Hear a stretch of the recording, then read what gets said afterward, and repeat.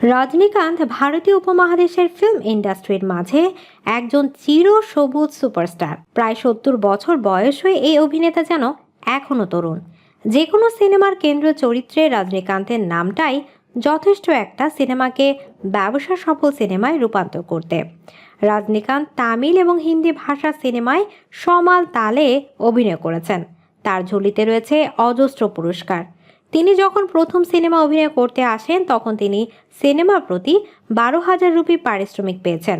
তিনি 1985 সাল পর্যন্ত সিনেমা অভিনয় করে সর্বোচ্চ 3 লক্ষ রুপি পারিশ্রমিক পেয়েছিলেন। তখনকার সময় 3 লক্ষ রুপি পারিশ্রমিক প্রাপ্ত নায়কদের মাঝে তিনি ছিলেন একজন। পরবর্তীতে তার পারিশ্রমিক বাড়তে থাকে। এভাবে 1985 সাল থেকে 2000 সাল পর্যন্ত তার পারিশ্রমিকের পরিমাণ বেড়ে গিয়ে 2 কোটি রুপিতে পৌঁছায়।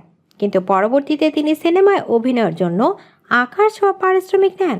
তিনি 2000 সাল থেকে 2020 সাল পর্যন্ত সিনেমায় অভিনয়ের জন্য সর্বোচ্চ 50 কোটি রুপি পারিশ্রমিক নিয়েছেন। তিনি বিজ্ঞাপনে কাজ করার জন্য সর্বোচ্চ 2 কোটি রুপি পারিশ্রমিক নিয়ে থাকেন। চেন্নাইতে তার একটি বিলাসবহুল বাড়ি রয়েছে। তার সেই বাড়িটির বর্তমান মূল্য প্রায় 4 কোটি রুপি। তিনি সেই বাড়িটি 2002 সালে নির্মাণ করেছিলেন।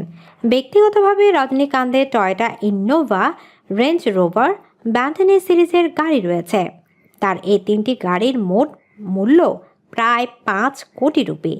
তিনি 2016 সালে 65 কোটি রুপি, 2017 সালে 68 কোটি রুপি, 2018 সালে 68 কোটি 54 লক্ষ রুপি এবং 2022 সালে সর্বোচ্চ 70 কোটি রুপি আয় করেছেন।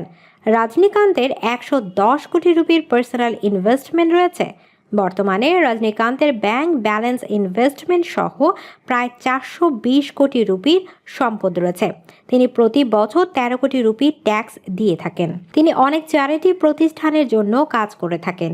তিনি তার বাৎসরিক আয়ের প্রায় 16% বিভিন্ন ট্রাস্ট তহবিলের জন্য ব্যয় করে থাকেন। প্রিয় দর্শক, রজনীকান্তকে আপনাদের কাছে কেমন লাগে? আপনারা কি রজনীকান্তের অভিনীত কোনো সিনেমা দেখেছেন? যদি দেখে থাকেন তাহলে সেই সিনেমাটি আপনাদের কাছে কেমন লেগেছে? বিনোদনের নিত্য নতুন সব আপডেট, বিনোদনধর্মী খবর সবার প্রথম দেখতে এবং জানতে চাইলে আমাদের চ্যানেলটিকে অবশ্যই সাবস্ক্রাইব করে বেল বাটনটিকে অন করে দিবেন। আমাদের এই ভিডিওটি যদি আপনাদের কাছে ভালো লেগে থাকে তাহলে অবশ্যই একটি লাইক দিবেন এবং তার সাথে সাথে অবশ্যই আমাদের ভিডিওটি শেয়ার করে দিবেন। ভিডিওটি শেষ পর্যন্ত দেখার জন্য আপনাদের সবাইকে জানাই অসংখ্য ধন্যবাদ এবং অভিনন্দন।